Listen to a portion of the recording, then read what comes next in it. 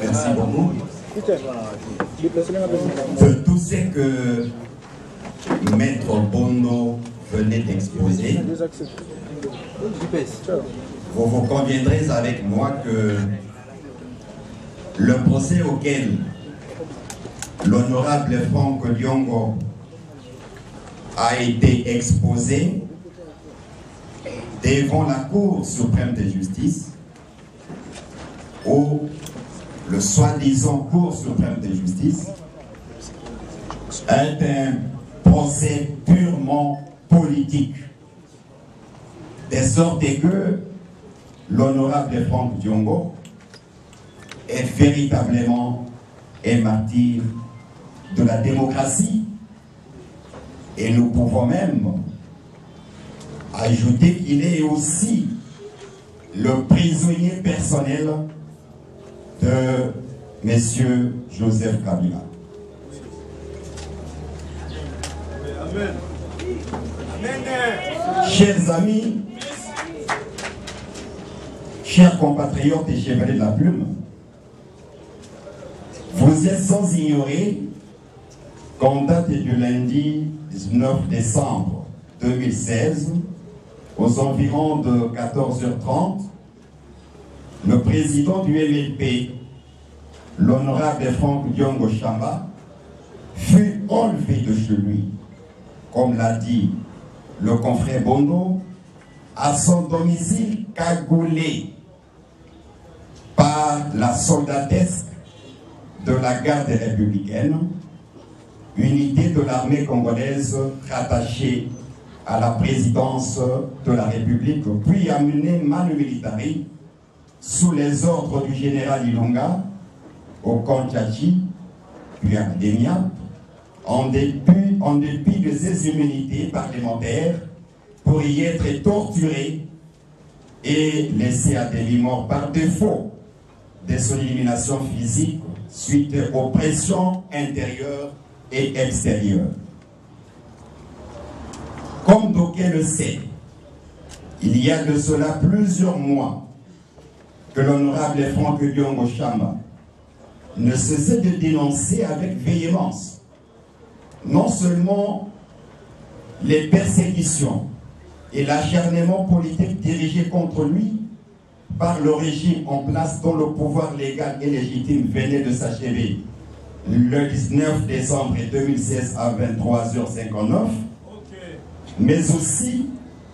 une cabale ourdie contre lui par celui-ci en vue de l'effacer pour toujours de la scène politique au moyen d'un meurtre prémédité.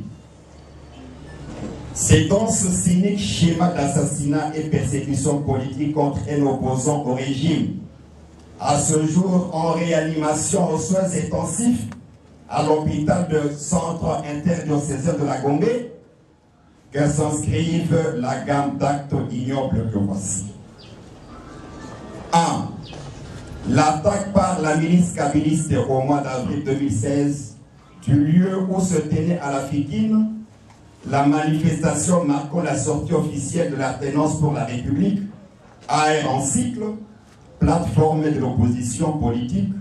dont l'honorable Franck Diongo en est le vice-président. 2. Le plasticage du siège du mouvement lumumbiste et progressiste MLP en cycle en date du 20 décembre 2016 à 3h du matin par les éléments de la garde républicaine. 3. Les tueries sauvages par le dit militaire et policier en date 19 et 20 septembre 2016 de plus de 30 sympathisants du MLP, dont les corps de 6 seulement ont été remis au parti pour enterrement. 4. L'intrusion armée en date du 13 décembre 2016 au siège du parti MLP des 3 éléments de la garde républicaine déguisés en policiers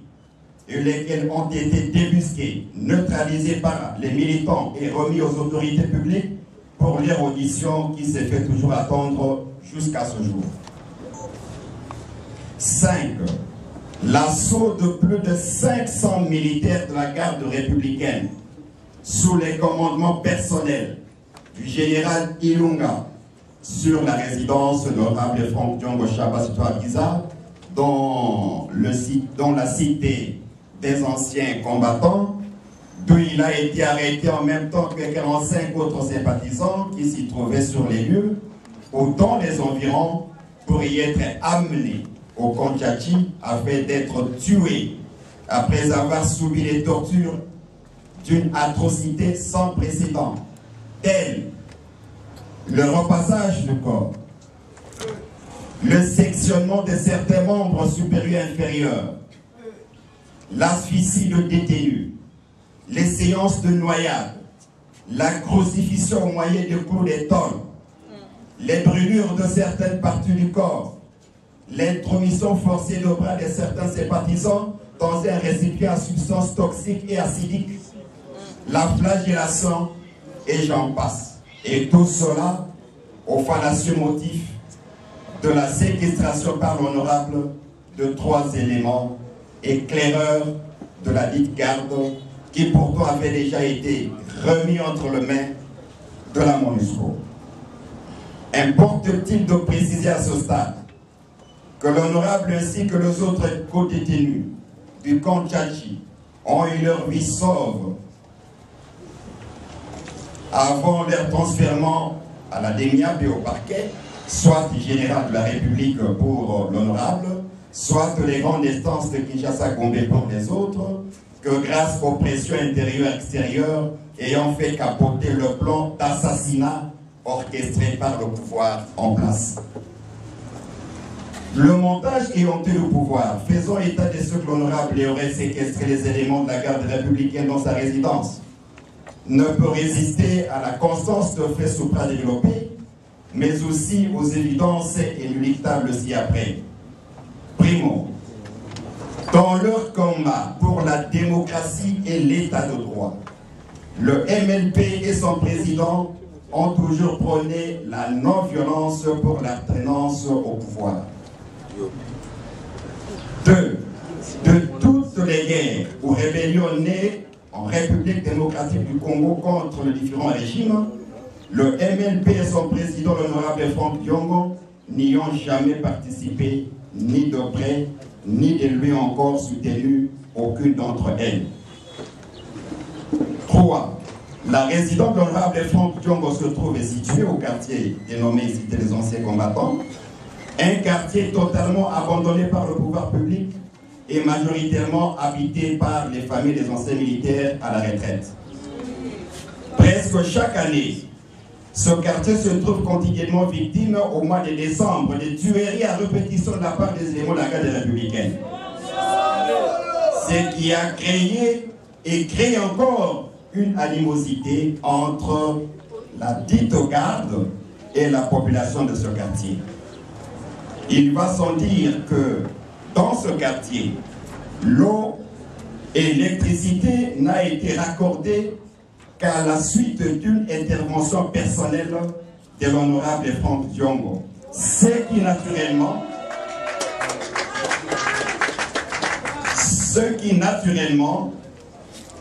lui attire sympathie,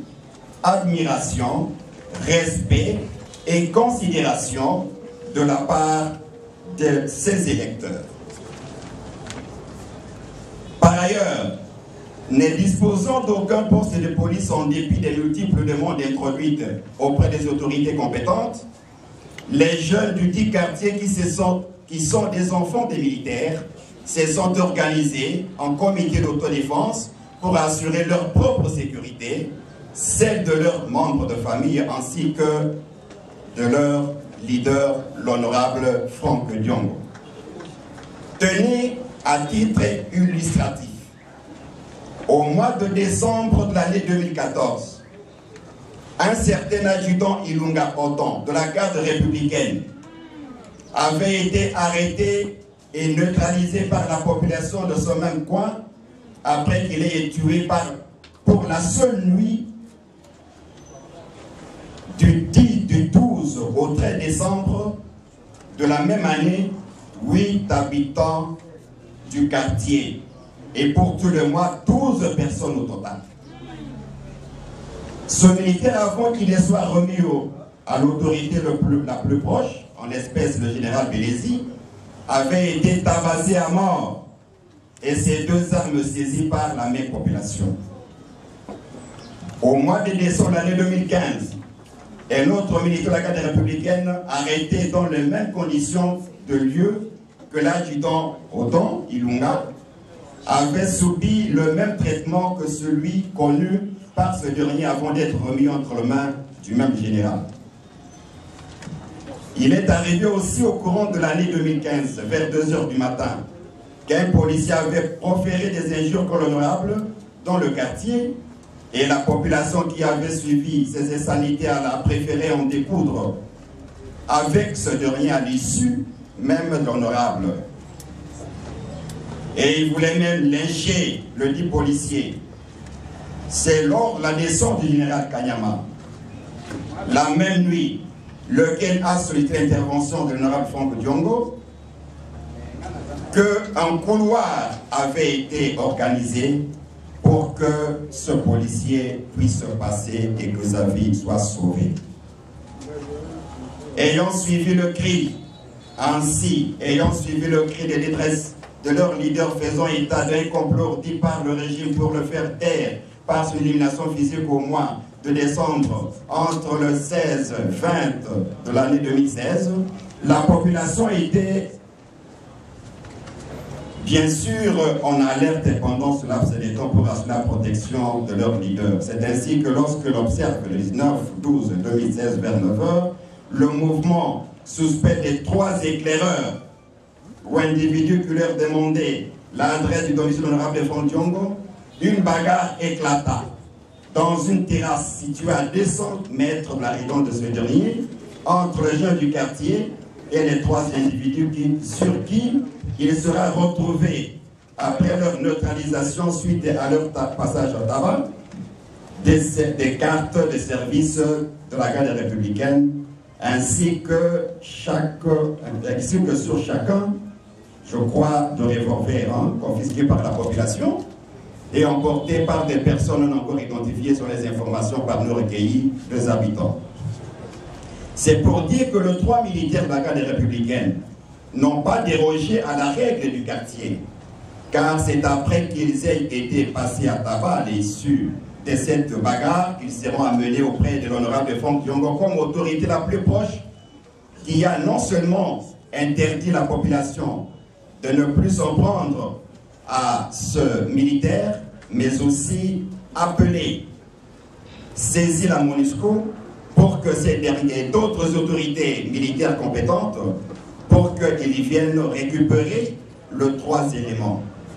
Curieusement, ce de par la MONUSCO, avec les 10 éléments que le général Ilunga va lancer l'assaut, avec les 500 militaires venus dans plus de 25 jeeps et camions blindés pour arrêter l'honorable et le sien dans sa maison après qu'il ait réussi à casser la porte d'entrée de celle-ci au fait d'y régler des comptes. C'est par rapport à ce qui précède que nous concluons soutenant que le procès auquel l'honorable a été exposé est un procès purement politique. On sait qu'il est la résultante d'une conspiration politique montée par le régime en réanimation au centre interdurcé de Kinshasa, Gombe. À ce jour, pour votre information, en dépit de son état de santé très précaire, l'honorable continue à subir les mêmes persécutions politiques, même en prison. Et vous avez appris d'ailleurs que lorsqu'il entre dans sa cellule, quelques jours après, le directeur de prison avait demandé qu'on les transfère au pavillon 8. D'abord 8, après le pavillon 8, ça sera le pavillon 3. Et du pavillon 3, on voulait les transférer à Ndolo. Cela démontre effectivement que les persécutions continuent et que même aujourd'hui, lorsque les sympathisants viennent suivre le message des avocats, vous avez été informés que certains de sympathisants ont été ce matin arrêtés et leurs motos saisies, et qu'en ce moment, nous ne savons pas où ils se trouvent détenus.